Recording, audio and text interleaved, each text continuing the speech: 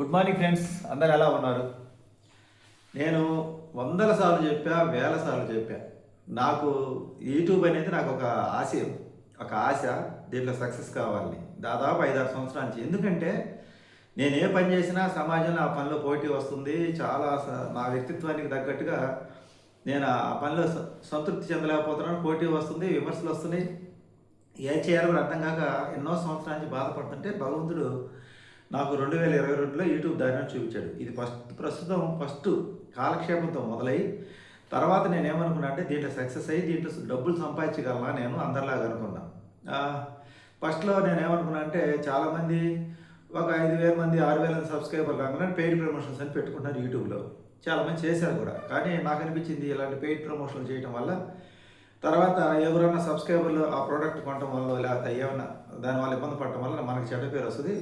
పైగా మనలాంటి మధ్యతరగతి వాళ్ళు, నేను కూడా ఒకప్పుడు ఈ ప్రైవేట్ ఒక అట్లా పెట్టి వాళ్ళ మాటలు వీళ్ళ మాటని డబ్బులు నష్టపోవడం జరిగింది కదా. అలా మన వల్ల ఇంకొక నష్టపోకూడదు అనే ఉద్దేశంలో నేను ఏ పడితే చేయకుండా నేను జనరల్గా నా వేలో నేను వీడియోలు చేసుకుంటూ పోతున్నా. ఈ జనాలకి ఏది నచ్చిద్దా ఏంది అనేది నా నా టాపిక్లో, నా కంటెంట్లో, నా వేసికి నేను చెప్పే విషయాలు ఒక పాటలకు స్టెప్ వేస్తే కామెడీగా ఉంటుంది. ఏదైనా కామెడీ చేద్దామన్నా కూడా నా వయసుకి చూసేవాళ్ళు ఇష్టపడటం లేదు. ఆ తర్వాత ఫుడ్ వీడియోలు లైక్ చేస్తున్నారు.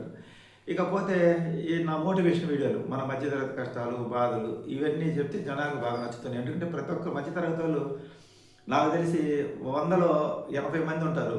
80 మంది కాదు, ఒక 70 మంది మధ్యతరగతులు ఉంటారు 100లో. అంటే లోయర్ మధ్య కానీ మధ్యతరగతి కానీ మళ్ళీ మధ్యతరగతి 3 కేటగిరీలు కేటాయిస్తే ఆ 3 కేటగిరీల్లో ఇంచుమించుగా నాకు తెలిసి 60% అయితే ఉంటారు. ఇంకా కటిక పేదవాళ్ళంటే ఈ రోజుల్లో ఉండేది తక్కువే, ఒక 20% ఉంటారు. 20 ఎక్కువ మిడిల్ క్లాసే ఉంటారు. ధనవంతులు 10% ఉంటారు అంతే 100లో. ఇది విశ్లేషణ కరెక్టా కాదు, ఒక కొజ్జాయిపోయి చెప్పాను, నేను మన తప్పు కనుకోవద్దు. ఇలా నేను మనకి ఏంటంటే ఎక్కడికి పోయినా ఏంటంటే మన వ్యక్తిత్వానికి ఏంటంటే ఎక్కడికంటే అక్కడ దిగజారి ఏ పని అంటే ఆ పని చేయలేము. అంటే మనకి చిన్నప్పటి నుంచి అలా పెరగలేదు కదా, అలా పెరగలేదు కాబట్టి అలా చేయలేము. అందువల్లే మిడిల్ క్లాస్ వాళ్ళు సక్సెస్ కాదు. కోరికలు ఎక్కువ, ఖర్చులు ఎక్కువ, సంపాదన తక్కువ. వాటిని మేనేజ్ చేసే కాడే మిడిల్ క్లాస్ వాళ్ళందరూ కూడా రాజీ పడలేక జీవితంలో కష్టపడుతూ ఉంటారు. మానసికంగా, శారీరకంగా కాదు, మానసికంగా కష్టపడుతుంటారు, ఆందోళన చెందుతుంటారు, ఆవేదన చెందుతుంటారు, కొంత అసూయతో కూడా నలిగిపోతుంటారు ఒక విధంగా చెప్పాలంటే.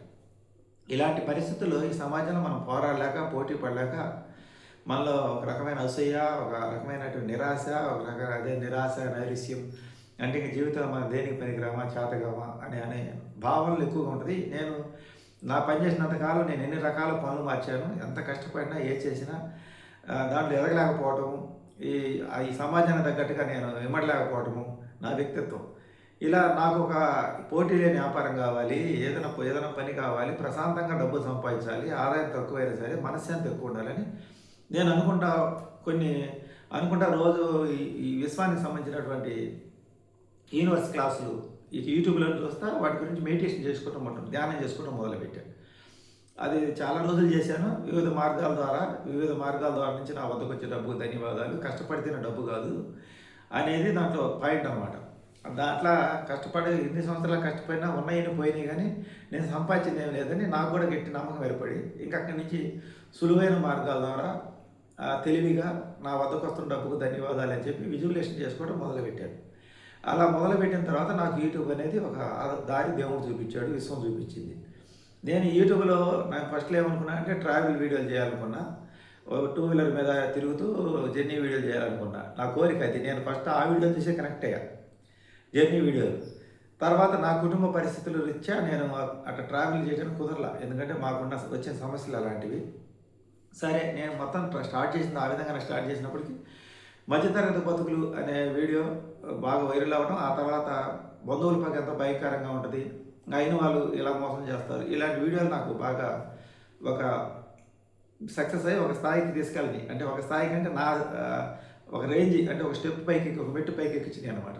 ఇంకా తర్వాత నేను వాళ్ళు చెప్పినట్టు వీళ్ళు చెప్పినట్టు కొన్ని వీడియోలు మార్చాను, కానీ అవి జనాలకి ఎక్కల. ఎందుకంటే నా నుంచి ఎక్కువ మంది కోరుకునేది మిడిల్ క్లాస్లో ఉండేటువంటి ప్రాబ్లమ్స్ ఏంది, కుటుంబంలో ఉండే ప్రాబ్లమ్స్ ఏంది, ఈ కష్టాలు ఎలా ఉంటాయి, వీటి గురించి ఎక్కువ ఇష్టపడుతున్నారు. అయితే ఇప్పుడు నేను చేసే పని ఆపేసిన తర్వాత 6 నెలలు నేను పని ఆపేసి నాకు పని 2 సంవత్సరాలు తగ్గిపోయి ఆ, నాకు ఇంతకుముందు పని మీద వచ్చి ఎంత డబ్బులు వస్తున్నాయి అంత డబ్బు నాకు యూట్యూబ్ మీద వస్తుంది. అది ఎంత నేను చెప్పను కానీ మీరు దానికి మళ్ళీ ప్రశ్నలు వేస్తారు. ఇప్పుడు కూడా మీరు ఎలా బతుకుతున్నారు ఇదే ప్రశ్నలు. ఒక పక్క యూట్యూబ్ ఛానల్ మీద డబ్బులు వస్తున్నాయి, మీరు వీడియో చూసేటప్పుడు యాడ్స్ వస్తుంటాయి, ఆ యాడ్స్ వల్ల డబ్బులు వస్తాయి, నా ఛానల్ మానిటైజేషన్ అయ్యి కూడా 2 సంవత్సరాలు కావస్తుంది అని చెప్తా ఉంటాయి కదా. ఒక ఆధారం ఉన్నా కూడా దీని మీద ఇన్కమ్ అని చెప్తున్నా కూడా ఇంకా యూట్యూబ్ మీద వచ్చేది ఇన్కమ్ కాదనే లెక్కలో ఉండాలి. మీరు ఏదో ఒకటి సోడా బండి పెట్టుకో, లేకపోతే ఇంకోటి ఏదైనా చేసుకో, నీ జీవితానికి ఆశయం లక్ష్యం ఏదైనా ఉందా అని అడుగుతున్నారు ప్రశ్నలు. నా జీవితానికి ఆశయం నేను మనిషే ఉండడు, ఆ ఆశయం ఉంటుంది, ప్రతి ఒక్కరికి ఆశయం ఉంటుంది. నేను ఎంచుకున్న మార్గం ఏంటంటే నేను సక్సెస్ కావాలంటే ఈ సోషల్ మీడియా దీనివల్లే సక్సెస్ కావాలి. చూశారు కదా మనకి ప్రపంచ యాత్రికులు కావచ్చు, లేకపోతే ఇక్కడ బిగ్ బాస్ గురించి చెప్పి సక్సెస్ అయిన వాళ్ళు కావచ్చు, లేకపోతే చాలామంది ఫుడ్ వీడియోలతోటి సక్సెస్ అయ్యి ఈరోజు ఒక స్థాయికి నిలబెట్టింది యూట్యూబ్, లేకపోతే కొంతమంది నటులను తయారు చేసింది, కొంతమంది యాడ్స్ వల్ల ఈ యూట్యూబ్ వల్లే చాలామంది చాలా ఆఫర్లు వచ్చినాయి, చాలా అవకాశాలు వచ్చినాయి. వాళ్ళు ఈరోజు ప్రమోషన్లతో ఒక స్థాయికి వెళ్ళి ఇల్లు వాకిలు కట్టుకొని బాగా ఉన్నారు. మీరు ఎందుకు చాలామంది కొంతమంది నన్ను ఎందుకు అలా చూడటం లేదు? ఇప్పుడు మీరు నీ జీవిత ఆశయం ఏంటంటే నా జీవిత ఆశయం అన్ని రకాల ప్రయత్నాలు చేసి నేను ఇంకా ఈ ప్రపంచంలో మనం బతకాలంటే పెట్టుబడి కావాలి, డబ్బులు పెట్టుబడి ఉన్న దాంట్లో వర్గాలు చాలా ఉంటాయి, రాజకీయాలు, పెద్ద పెద్ద మెయిన్ సెంటర్లో షాపులు అంటే చాలా వాటి మీద ఆధారపడింది సమాజం బతకాలంటే. నాలాంటి వాడికి చాలా కష్టం. నాలాంటి వాడికి ఇలా వీటన్నిటిని ఎదుర్కొని ఈ పోటీ ప్రపంచాన్ని అలాంటి కుదరదు అనుకున్నప్పుడు నాకు వచ్చిన అవకాశం యూట్యూబ్. దీంట్లో నాకు చదువు అర్హత అడగల యూట్యూబ్లో. జనరల్గా నేను ఎక్కడైనా ఏమైనా చేయాలన్నా చదువు అర్హత అడుగుతారు కదా, నాకు చదువు పెద్దగా లేదు. నాలాంటి వాళ్ళకి ఎంతోమందికి అవకాశం ఇచ్చింది యూట్యూబ్. ఇది యూనివర్సల్ పెద్ద సంస్థ అన్నమాట. దీంట్లో నేను ఉద్యోగం సంపాదించి దీంట్లో డబ్బులు పేమెంట్ నెల తీసుకోవడం అనేది చిన్న విషయం కాదు నాలాంటి వాడికి. నేను నెల పేమెంట్ తీసుకుంటానని చెప్తున్నాను, కానీ పేమెంట్ ఎంతని చెప్తే మళ్ళీ అసూయ ఎక్కువైంది. నా కుటుంబ ఖర్చులకి నాకు సరిపడా పేమెంట్ నేను షాప్ మీద సంపాదించిన దానికన్నా అయితే ఎక్కువే వస్తుంది ఇక్కడ. నేను మళ్ళీ వేరే షాప్ తీసుకొని దీన్ని ఎందుకు మరిగేసుకోవాలి? ఇప్పుడు నాకు భగవంతుడు ఒక దారి చూపించాడు. ఈ దారి నేను చక్కగా నాకు నేషనల్ హైవే దారి చూపించి నువ్వు హ్యాపీగా పోరా, నువ్వు పోయే కొద్ది ఇంకా నీకు మంచి మంచి మార్గం లభిస్తుంది అని దేవుడు నాకు హైవే రోడ్డు మీద పోమని నాకు దారి చూపిస్తే, ఇక్కడ కొంతమంది సలహాలు ఇచ్చేవాళ్ళు నువ్వు డొంక రోడ్లో పో, ఇంకా నువ్వు కష్టపడు, ఇంకా నువ్వు మెటల్ రోడ్లోకి వెళ్ళు, నువ్వు కొండలెక్కు, గుట్టలెక్కు, వాగులెక్కు, వంకలెక్కు, ఈ వయసులో ఇంకా బాధపడు అంటున్నారు. ఇప్పుడు నేను వాళ్ళ మాటలేని నేను భగవంతుడు బతుకుదేరు ఒక దారి చూపించిన తర్వాత ఈ దారిని మూసేసి నేను కొత్తగా పెట్టుబడి పెట్టి ఏదైనా షాప్ పెట్టి అక్కడ కష్టాలు చెప్పుకొని అక్కడ నష్టాలు చెప్పుకొని అక్కడ బాధలు పడతా అవసరమా? ఉదయాన్నే లేచి ఒక వీడియో చేసుకొని ఆ తర్వాత ఫుడ్ వీడియోలు చేసుకొని రోజువారి డైలీ లాగ్స్, ఈరోజు మన జీవన విధానం ఎలా ఉంది, మన ఇబ్బందులు ఎలా ఉండి అని కొంతమందికి అవగాహన మేలుకొలుపు కల్పిస్తూ నా వయసుకు తగ్గట్టుగా చేయటం బెస్టా? పైగా నేను చెప్తున్నా కదా, ఇప్పుడు నేను ఈ వయసులో ఆశయం పెట్టుకొని నేనేం సాధించాలి చెప్పండి? ఆశయం ఎవరికి ఉండాలి? నా కొడుకు ఉండాలి, నా కూతురుకు ఉండాలి ఆశయం. నాకు ఇది ఆశయం ఏముందండి? వాళ్ళు పెద్దగా చేశాను, చదివించాను, వాళ్ళు ఎలాగైనా బతుకుతున్నారు, ఉద్యోగాలు. మా అబ్బాయి కూడా జాబ్ చేస్తున్నాడు, మా అమ్మాయి కూడా డిఈడి చేయించా, డిగ్రీ కూడా చదువుతుంది, మిషన్ నేర్చుకుంటుంది. ఆమె కూడా భవిష్యత్తులో ఇప్పుడు ఈ ప్రైవేట్ స్కూల్లో పోయి ఆ కష్టపడే ఇబ్బంది పడే కన్నా ఇంట్లో ఉండి శారీస్ బిజినెస్ చేసుకోవటము, యూట్యూబ్ చేసుకోవటము, కుట్టు రకరకాల డిజైనింగ్, బ్లౌజులు కుట్టేది నేర్చుకోవడం, మోడల్ డ్రెస్సులు కుట్టేది నేర్చుకోవడం, ఈ ప్రయత్నం చేస్తుంది. ఈ రోజుల్లో కొంచెం ఇది కొంతకాలం కష్టపడినప్పటికి కూడా రేపు ఆ శారీ బిజినెస్ అయినా, ఈ ఇంట్లో స్టిచ్చింగ్ చేసుకునేదైనా, ఇకపోతే ఈ యూట్యూబ్ అయినా, ఆమె ఎక్కడున్నా సరే ఆమె కూడా ఒక బతుకు తెరివే. ఇప్పుడు మా అబ్బాయి జాబ్ చేసుకుంటాడు, వాడికి అది ఇంట్రెస్ట్.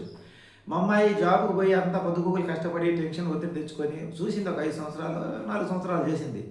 దాంట్లో ఎదుగుండదు, ఎన్ని రోజుల్లోనే ఇంక అదే టార్గెట్లో ఆ టార్గెట్లో రీచ్ చేయలేక మానసిక ఒత్తిడి గురి అవుతుంది. ఇప్పుడు ఎంత కష్టపడి సంపాదించినా వాటిలో పెద్ద వచ్చేదే ఉండదు. అదే ఇంట్లో కూర్చొని చోటే డబ్బు సంపాదించుకునే తెలివితేటలు మనకు కలిగినప్పుడు ఎందుకు అనవసరం రిస్క్ పడాలి, కష్టపడాలి? అంటే ఇది డైరెక్ట్గా ఇలా సుఖంగా జీవించడం కాదు, మేము కష్టాలన్నీ పడి దానివల్ల ఇంక ఉపయోగం లేదని తెలుసుకొని ఈ వ్యాపారాలు కానీ ఈ వర్క్ కానీ అన్నీ చూసి పెద్దలు ఇచ్చినవన్నీ కోల్పోయి ఇక ఫైనల్గా మేము ఇట్లా యూట్యూబ్ అనేది మేము దేవుడు ఇచ్చిన అవకాశం కాబట్టి దీంట్లో మేము ముందుకు వెళ్తున్నాం. నీ ఆశయం ఏంటంటే యూట్యూబ్లో ఇప్పుడు నెల మినిమం పేమెంట్, యూట్యూబ్లో మినిమం పేమెంట్ అని ఉంటుంది, ఆ మినిమం పేమెంట్ నెలలో తీసుకుంటున్నావు. ఇంకా నీ ఆశ ఏంటంటే యూట్యూబ్లోనే స్టార్ లాగా ఎదగాలని, అంతే కదా? యూట్యూబ్లో ఇంకొంచెం పెద్దగా 1 మిలియన్ ఫస్ట్ 1 lakh సబ్స్క్రైబర్స్ కొట్టాలి, ఆ తర్వాత 1 మిలియన్ కొట్టాలి. నెల నెల ఇప్పుడు షాప్ మీద మా నాన్న సంపాదించిన అమౌంట్ చాలా తక్కువే, ఆ తక్కువ యూట్యూబ్లో వస్తుంది, నెల వస్తుంది కదా, అదే సక్సెస్. యూట్యూబ్ ఎంత సక్సెస్ అంటే మీకు తెలుసు కదా. కావిల్లో ఒక బిల్డింగ్ కట్టాడు ఒక యూట్యూబరు, ఎంత పెద్ద బిల్డింగ్ కట్టాడు చూడండి. అంటే ఆయన కూడా ఒకప్పుడు ఆయన దగ్గర కంటెంట్ ఏం లేదు, బిగ్ బాస్ కంటెంటే చెప్పాడు, పెద్ద బిల్డింగ్ కట్టాడు. అట్లాంటి వాళ్ళందరినీ మీరు చూసి ఒక మంచి లైఫ్ వాళ్ళకి యూట్యూబ్ ఇచ్చింది. మాలాంటి వాళ్ళని ఎందుకు అణచివేస్తారు? కాదు, ఇప్పటికీ నెల యూట్యూబ్ లో డబ్బులు సంపాదిస్తున్నాడు, ఎంతో కొంత సంపాదిస్తున్నా కూడా వచ్చేది సోడా బండి పెట్టుకో, ఇంకోటి చేసుకొని. ఈయన వయసు, ఈయన అనుభవం మీరు చూడండి. మీరు నిన్న మొన్న పుట్టిన వాళ్ళు, ఇప్పుడు ఉద్యోగాలు చేసేవాళ్ళు, మా నాన్నకి ఎవరు సలహా ఇవ్వాలంటే 50 దాటిన వాళ్ళు ఎవరైనా సలహా ఇస్తే అదో లెక్క. నిన్న మొన్న ఉద్యోగాలు చేసేవాళ్ళు, పిల్లలు, కొడుకు వయసు ఉన్న వాళ్ళు మీరు సలహా ఇవ్వడం ఎంతవరకు కరెక్టో మిమ్మల్ని మీరు ప్రశ్నించుకోండి. ఇంత వయసు వచ్చిన ఆయనకి ఏ జ్ఞానం లేదంటారా, ఏ అనుభవం లేదంటారా, భవిష్యత్తు గురించి దిగులు లేదంటారా? కష్టపడుతూనే ఉన్నాడు కుటుంబం కోసం, ఎన్నో త్యాగాలు చేస్తున్నాడు. పిచ్చి సలహాలు మానుకొని అర్థం చేసుకొని నవ్వుతా మాట్లాడండి, మంచిగా కామెంట్ పెట్టండి. నేను సాధించింది ఏంటంటే మా అబ్బాయి ఉద్యోగం సంపాదించుకున్నాడు, జాలదా. ఎక్కడో హైదరాబాద్, బెంగళూరు, విదేశాల్లో ఉండే కన్నా మా అబ్బాయి ఇక్కడ మా జిల్లాలోనే ఉంటా నెలకి ఎంత సంపాదిస్తున్నాడంటే మినిమం సంపాదిస్తున్నాడు, ఇబ్బంది ఏం లేదు. కాకపోతే కొంచెం మన మధ్యతరగతి నుంచి బయటపెట్టి ఖర్చులు కొంచెం ఎక్కువ పెట్టుకుని తెలుసుకుంటాడు, సరి చేసుకుంటాడు, ఇబ్బంది ఏం లేదు. వాడు ఆలోచన వచ్చింది, వాడు ఖర్చులకి వాడు సంపాదన తగ్గట్టు మెయింటైన్ చేసుకుంటే ఇబ్బంది ఏం లేదు. ఇంకా కొడుకుని సక్సెస్ చేశా, ఎవరు సపోర్ట్ లేకపోయినా కానీ నా కూతుర్ని బాగా చదివించా. ఆమె లక్షణంగా యూట్యూబ్ అనేది ఆమె స్టార్ట్ చేయించింది. మాకు 3 ఛానల్ ఆమె చూసుకుంటుంది. అది చాలా ఇంట్లో ఉండి మా అమ్మాయి మాకు ఈ హెల్ప్ చేసి ఆమె ఖర్చులు మమ్మల్ని అడగకుండా ఆమె యూట్యూబ్లో కాస్త ఆమె డబ్బులు వస్తాయి. నా డిగ్రీ ఫీజులు నేనే కట్టుకుంటున్నాను, నా ఖర్చు. తర్వాత మావిడికి ఆమె రీఛార్జ్కి ఫోన్లకి డబ్బులు మనం ఇవ్వకుండా ఆమె యూట్యూబ్లో చిన్నగా ఆమెకి యూట్యూబ్లో మనీ వస్తుంది, ఎంత కొంత వస్తుంది, ఆమె ఖర్చులకి ఆమె వస్తాయి. ఒక పేమెంటే నుంచి అయినా నమ్మకం, ఆశలు అంటే నా మా ముగ్గురికి దారి అయితే దేవుడైతే దారి వేసాడండి. నాకైతే ఇప్పుడే రోడ్డు ఎక్కించాడు, ఇంకా ఆ జర్నీ ఇంకా బాగా ముందుకు కొనసాగడానికి నేను ప్రయత్నం చేస్తున్నాను అనమాట. ఏంది నా అంబిషన్ ఏంది? నా అంబిషన్ ఏముంది? యూట్యూబ్లో ముందు 1,00,000 సబ్స్క్రైబర్లు కొట్టాలి, ఒక వీడియోకి 1 మిలియన్ వ్యూస్కు లాగాలి, అలాగా నా కోరిక అనమాట. ఆ కోరికలో ఇప్పుడు నేను 3.5 సంవత్సరంలో సక్సెస్ అయ్యానని చెప్తాను. ఎందుకు సక్సెస్ అయ్యానంటే ఇప్పుడు చాలామంది నేను 6 నెలల నుంచి పని ఆపితే ఆ పని లాస్ట్లో ఫైనల్లో ఆ పని ఆదాయం ఎంత వచ్చిందంటే మెకానికల్ అందరూ కూడా వాళ్ళకి నేను కమిషన్ ఇవ్వడం జరిపింది, కానీ ఆ పని నాకు బతుకు తెలియట్లేదు. ఎందుకంటే పోటీ ఎక్కువైపోయిన తర్వాత వాళ్ళు నన్ను ఒక ఆట ఆడుకోవడం మొదలుపెట్టారు. ఇక తర్వాత వాళ్ళు ఎట్లా ఆడుకుంటున్నారంటే నేను భోజనానికి పోయినా పని ఇచ్చింది రమ్మంటారు, వాళ్ళు ఇచ్చిన పని తీసుకోరు, తర్వాత చేసిన పనిలో కంప్లైంట్ చెప్తున్నారు. అది ఆ షాప్ రెంట్ పోను, ఆ షాప్ రెంట్ వాళ్ళు ఎమ్మటప్పుడు పెంచటమో లేకపోతే ఖాళీ చేయమని ప్రతిసారి అంటము. ఇట్లా నేను రాజీపడి ఇక నేను అలిసిపోయా. లాస్ట్కి లెక్కేస్తే నేను ఆ షాప్ తీసేపోయేటప్పుడు నేను అందరు ఎట్లా అంటున్నారని చెప్పి షోయింగ్ కోసం ఆ షాప్ నుంచి ఒక 2 సంవత్సరాలు లాస్ట్, ఆ 2 సంవత్సరాలు నష్టమే షాప్ మీద. నేను పనిచేసి వాళ్ళకి రెంట్కి ఇవ్వటము, ఇంకా ఈ మెకానికల్కి వాళ్ళు ఇచ్చిన పనికి వాళ్ళ కమిషన్ ఇవ్వడం కోసమే నా షాప్ నడిపాక నా కోసం నేను నడపలే లాస్ట్ 2 సంవత్సరాలు అలాగే నడిపా. ఎప్పుడు 2024, 25 అలాగే నడిపా షాప్. 2023 దాకా ఒక రకంగా జరిగింది, అమ్మ చనిపోయిన సంవత్సరం దాకా. ఇంకా 24, 25 మటుకు అట్నే నడిపాను అనమాట. అని సమాజం కోసం నడిపా, అందరి కోసం నడిపా, ఖాళీగా ఉంటారని. యూట్యూబ్ ఎప్పుడైతే పేమెంట్ వచ్చిందో నాకు అనిపించింది ఇంకా అదే యూట్యూబ్ మీద దృష్టి పెట్టి సరిపోయింది. ఈ షాప్ ఇంకా పొద్దుగుగులు ఇట్లా అక్కడ కూర్చొని అవమానమే కదా, చుట్టుపక్కల అందరూ పని చేసుకుంటూ వచ్చి నన్ను ఎగతాళిగా మాట్లాడటము, లేకపోతే వాళ్ళందరూ వచ్చి కూర్చొని అవార్డులు పెట్టి నాకు ప్రశాంతతగా భోజనానికి రానికుండా చేయటము, భోజనానికి పోయిన తర్వాత ఏమంటే ఏదో చిన్న పని ఉందని చెప్పి పిలిపించటము, ఆ పిలిపించిన తర్వాత ఆ పని ఇవ్వకపోవటము, లేకపోతే ఇచ్చిన పని తీసుకోకపోవటము, అట్లా నన్ను ఒక ఆట ఆడుకున్నారు సర్కస్లో. దీని మాదిరిగా సర్కస్ మ్యాన్ కనుక వాటిని ఆడిస్తాడు చూడు, అటువంటి వాటిని మంకీస్ని అలా నన్ను ఆడిచ్చారు ఆట. ఇప్పుడు నేను దాంట్లో నుంచి బయటపడి నేను బతకడానికి నాకు ఒక వే దొరికింది. దీంట్లో నా అదృష్టం బాగుంటే నేను దీనికి ఒక లిమిట్ లేదు. నేను ఈరోజు మినిమం పేమెంట్ అందుకోవచ్చు, రేపు ఎక్కువ అందుకోవచ్చు, ఒక వీడియో వైరల్ అయితే ఇంకా పేమెంట్ ఎక్కువ అందుకోవచ్చు. మీరు గమనించారో లేదు, ఇలా నాకు ఈ ఒక భగవంతుడు ఒక మంచి దారి చూపించినప్పుడు ఈ దారి మూసేసి నేను మళ్ళీ కొత్తగా పెట్టుబడి పెట్టి మళ్ళీ మునిగిపోయే దారి నాకు ఎందుకు? అది నీకేంటంటే మంచిగా వచ్చి మెత్తగా సలహాలు ఇస్తుంటారు. నువ్వు ప్రశాంతంగా యూట్యూబ్ లో డబ్బులు సంపాదించుకుంటే మంచిగా రెంట్కి ఇల్లు తీసుకుని బతుకుతున్నా, ఈ ప్రశాంతత దెబ్బతీయాలి, ఏదైనా 5 లక్షలు పెట్టుబడి 10 లక్షలు నష్టపోయి దివాళి నిధి మీద గుడ్డేసుకుని కూర్చొని చూడడానికి కొంతమంది ఒక 10 మంది రెడీ ఉన్నారు. వాళ్ళు మంచిగా సలహాలు ఇస్తారు, మంచిగా అది మంచిగా వచ్చి బాబాయ్ బాబాయ్ అంటే వాళ్ళు అనుకుంటారు. వాళ్ళ అంతర్గత లోపల మనసులో ఏముందో నాకు తెలుసు. కూలింగ్ షాప్ కూలింగ్ షాప్ నేను గౌరవంగా కూలింగ్ షాప్ పెట్టుకోవాలంటే కూలింగ్ షాప్ సోడా బండి పెట్టుకోరు ప్లాట్ఫామ్ మీద అంటే మా నాన్న నాకు అది ఫస్ట్ నుంచి అలవాట. మా నాన్న షాప్ పెట్టింది, ఒక రూమ్ తీసుకొని రెంట్ కట్టి షాప్ పెట్టుకున్నాడు, మెకానిక్ షెడ్. అలాంటి వాడి దగ్గరికి వచ్చి నువ్వు ప్లాట్ఫామ్ మీద సోడా బండి పెట్టుకో అంటే మా నాన్న ఇప్పుడు కూల్ డ్రింక్ షాప్, మా నాన్న నిజంగా డబ్బులుంటే మేము కూల్ డ్రింక్ షాప్ పెట్టుకుంటాము. ప్లాట్ఫామ్ మీద ఫస్ట్ నుండి అలవాటు అయితే ఈ రోజు పెట్టుకునేవాడే.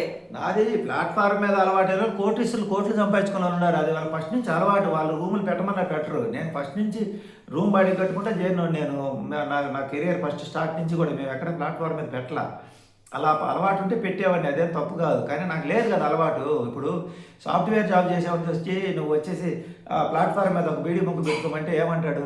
పోవాయబలే చెప్పే ఉంటాడు. ఆ కంపెనీ తీసేస్తే ఇంకో కంపెనీకి వెళ్తాడు, ఆ కంపెనీ తీసి ఇంకో కంపెనీ చూస్తాడు.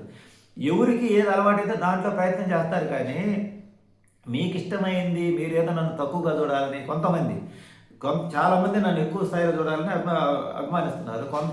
కొద్దిమంది వాళ్ళు కూడా చిన్నపిల్లల వయసు తక్కువ, మా పిల్లల వయసు వాళ్ళు కూడా వాళ్ళు నాకు ఇలాంటి సలహాలు ఇస్తున్నారంటే ఇక వాళ్ళకి ఏమనాలి భవిష్యత్తులో?